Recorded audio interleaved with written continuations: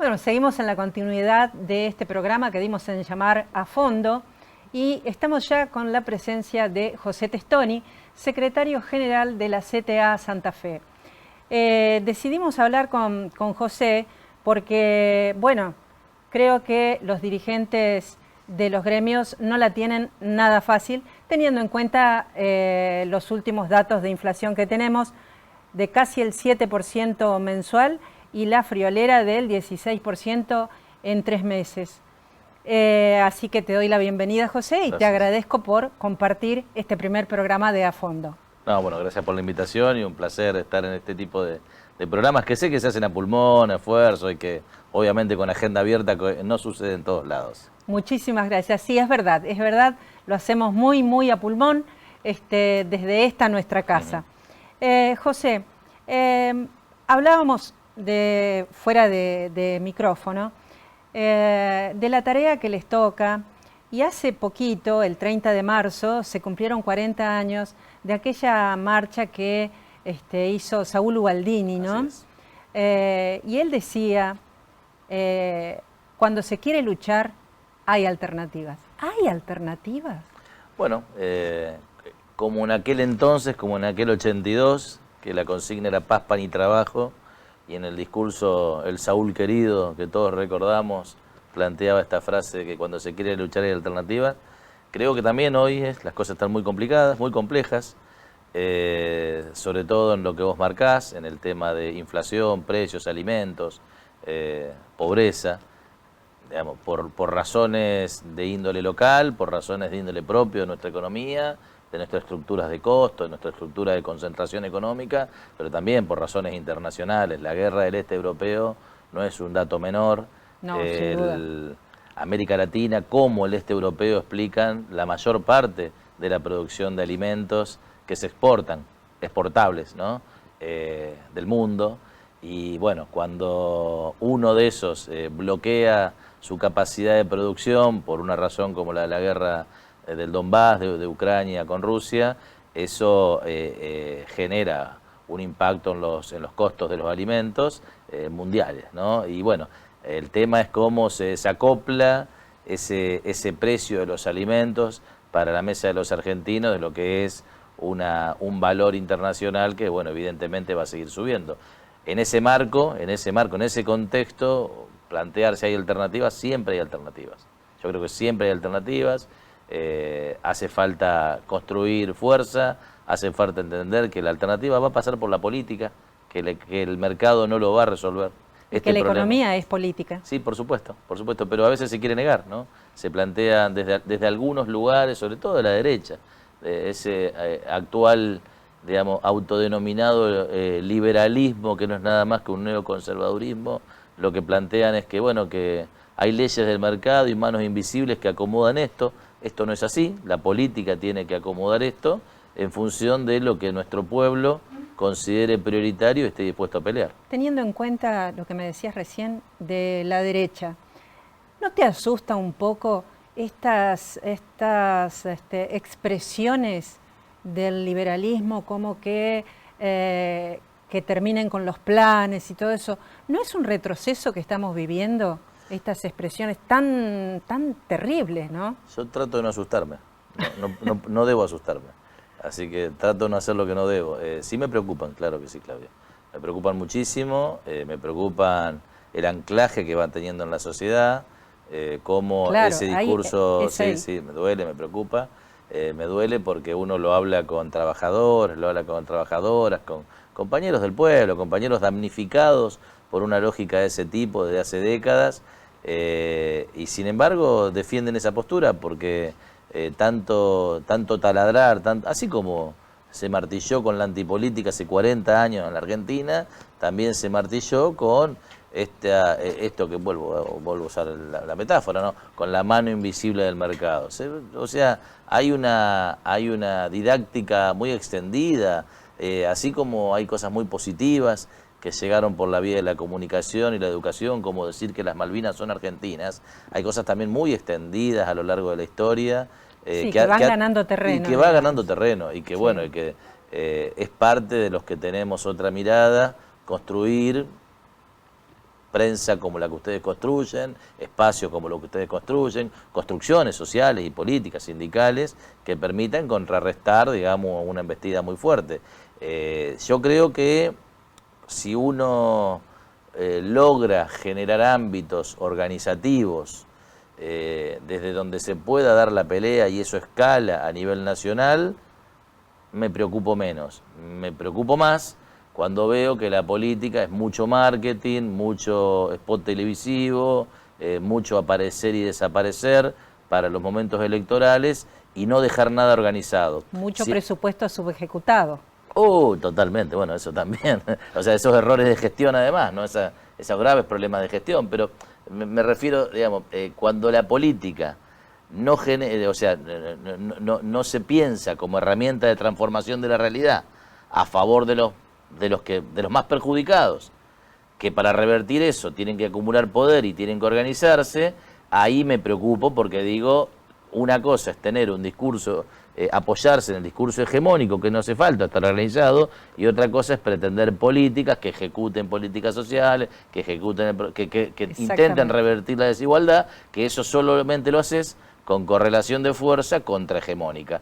Y no hay tanta organización, o sea, hay organización, es muy valioso lo que se hace, pero todavía es insuficiente como para imponer acciones concretas, decididas, dispuestas a contrarrestar, por ejemplo, en el tema de alimentos, la parte del león se la quedan 3 grandes empresas. Totalmente. Es muy sencillo, digamos. Es muy sencillo. La gente está pagando cada vez más caro, cada vez tiene que disponer de una porción más grande de sus ingresos para comer, pero también al mismo momento, el mismo día, el mismo segundo, 3 grandes empresas, Molino Río de la Plata, Arcor, y se me está escapando una. Arcor es la principal, sí, Molinos Río de la Plata la segunda, y hay una más que explican, digamos, ese proceso que está padeciendo el bolsillo y la mesa de los argentinos. Entonces, ¿por qué? Porque uno mira el crecimiento de sus ganancias en estos años, no solamente en la época del macrismo. No, en estos años. En estos años. Este año. Sí, este año. Y uno dice, bueno, ahí está el problema. Además, ahora, año y en pandemia. Unas ganancias, ¿Cómo se revierte eso cuando uno tiene La Nación, Clarín, América, Viviana Canosa, Milei, todos diciendo, no, son maravillosos, no los toquen? ¿Cómo se revierte eso? Bueno, yo creo que solamente se revierte con organización y debate, y con unidad, y con mucha unidad. Bueno, eso es lo que uno trata de generar, y con creatividad también, ¿no?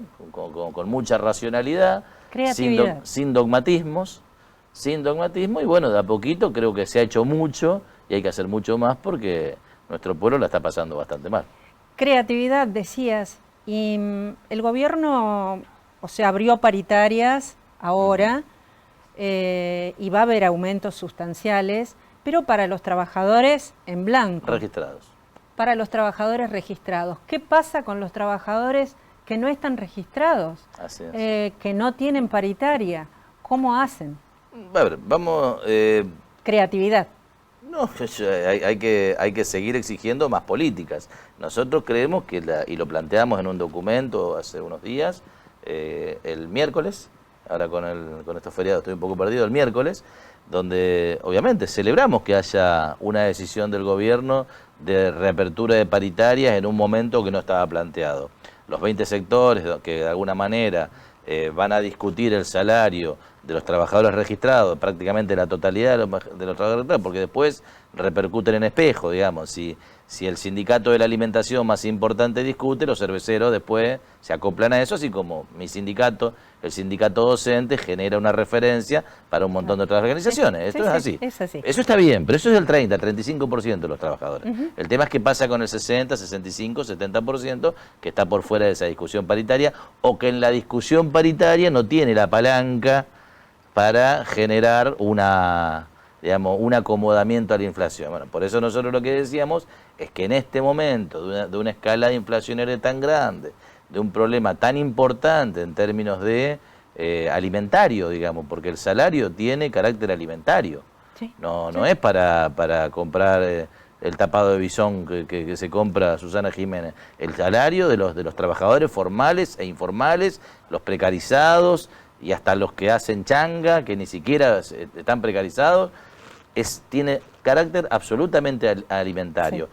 En ese contexto creemos que más allá de que está bien abrir paritaria, se tiene que completar con una decisión como la que tomó el gobierno de Néstor Kirchner, con el ministro Labaña, que hoy tanto alaba a la derecha, decirle, bueno, concretamente, hoy habría que estar planteando una suma fija de 20.000 pesos para todos los trabajadores para compensar lo que fue ese desajuste inflacionario de estos, como vos decías correctamente, de estos 3 primeros meses que con paritaria para el sector registrado no va a alcanzar a resolver el problema. Exactamente, no alcanza, y teniendo en cuenta que los trabajadores registrados y no registrados venimos sufriendo antes de la pandemia, el gobierno liberal de Macri, por eso. Después nos agarra la pandemia, estamos... Correcto, por eso Claudia, creo que decir, no es mala la decisión de reabrir paritaria, no es incorrecta, es insuficiente.